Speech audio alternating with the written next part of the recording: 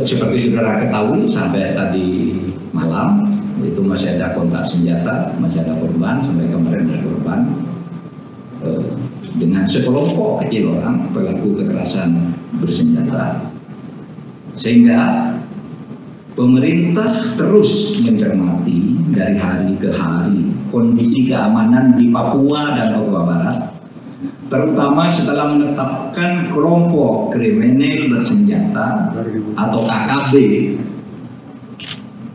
yang dikaitkan dengan nama orang pelakunya sebagai teroris. Maka pemerintah menegaskan hal-hal sebagai berikut. 1.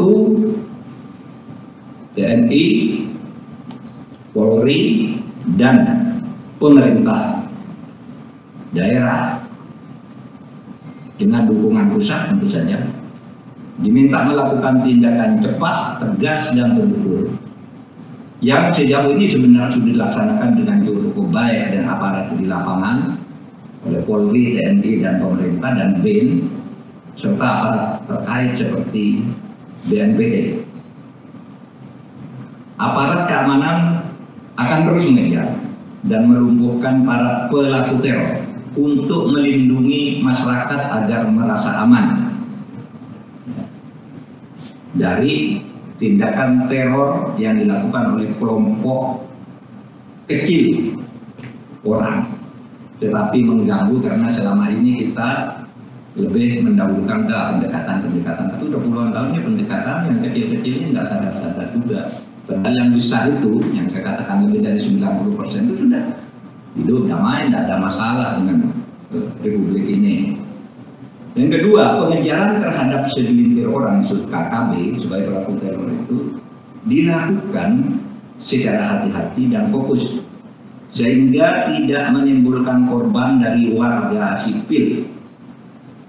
Dengan demikian, setelah ditetapkan KKB sebagai kelompok teroris, aparat keamanan itu berusaha dan cukup berhasil sekarang ini memisahkan antara masyarakat sipil dan para pelaku teror. Jadi tugasnya itu memisahkan yang pokok.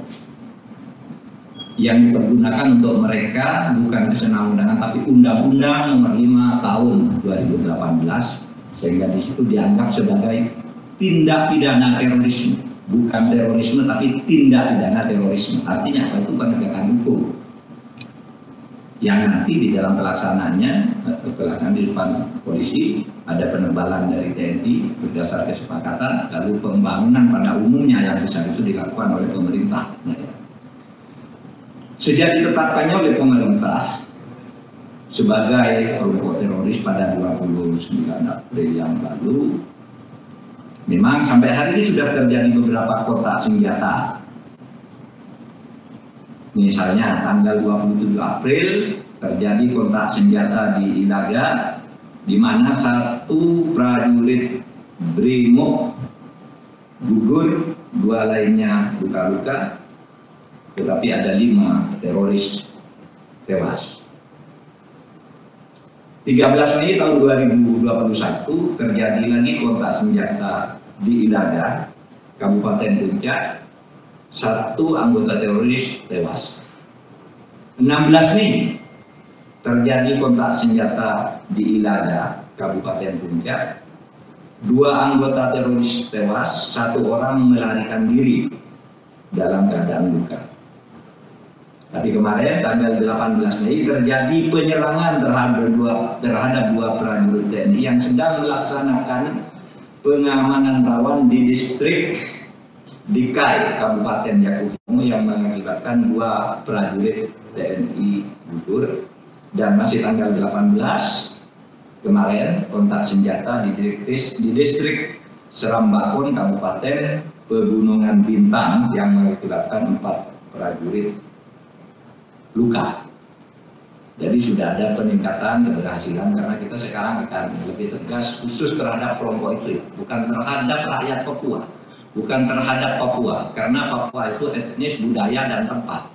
Tapi kalau teroris bisa di mana aja, dan kita ini sebut teroris orang itu, seperti Lekaga, militer murid, tentara murid, dan lain-lain.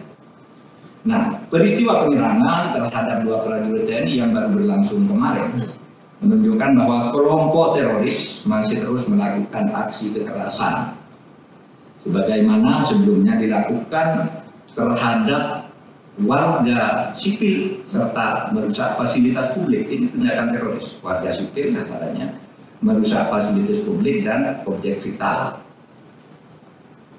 Nah, sekarang ini pemerintah terus berupaya menumpas habis kelompok teroris tersebut, menumpas habis aksi-aksi kekerasan yang dilakukan kelompok teroris baik di Papua maupun teroris Mujahidin Indonesia Timur yang juga beberapa 2-3 hari yang lalu itu muncul lagi.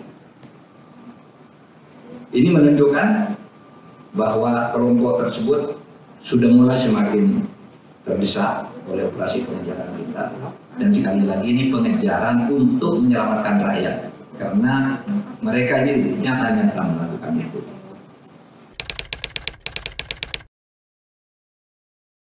Organisasi Papua, karena di Papua itu ada 3 lapis gerakan. Satu gerakan politik, ya, yang memang menyatakan saya ingin Papua begini, bahkan ada juga Papua merdeka, ayo kita berembuk. Kita pendekatannya kejahatan dan kedamaian. Yang kedua kelompok clandestine. Clandestine juga kita tidak berembuk. Tapi yang ketiganya kecil ini, dan ada nama-namanya ini, itulah yang kita sebut teroris. Jadi yang besar itu yang 90%, mari kita aja berembuk. Itulah sebabnya Presiden menurunkan impres itu tadi.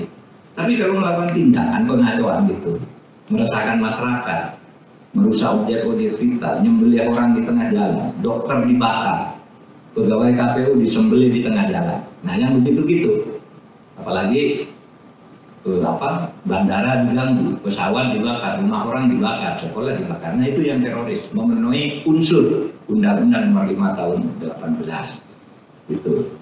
Nah, jadi saya kira itu saja jawaban umumnya. Memang sudah puluhan tahun kita menangani ini, tidak selesai-selesai. Ya karena itu pendekatannya memang kita mau pendekatan dialog dulu, dialog. Nah, kita tidak punya target. Pokoknya selama itu masih ada aparat keamanan penegak hukum akan terus bekerja. Itu aja. Oke, kalau cara memisahkan itu artinya agar teroris itu tidak menjadikan masyarakat atau warga sipil sebagai tameng. Kan mereka tuh sering masuk ke tengah masyarakat, lalu bikin kacauan, lalu masyarakat dijadikan tameng.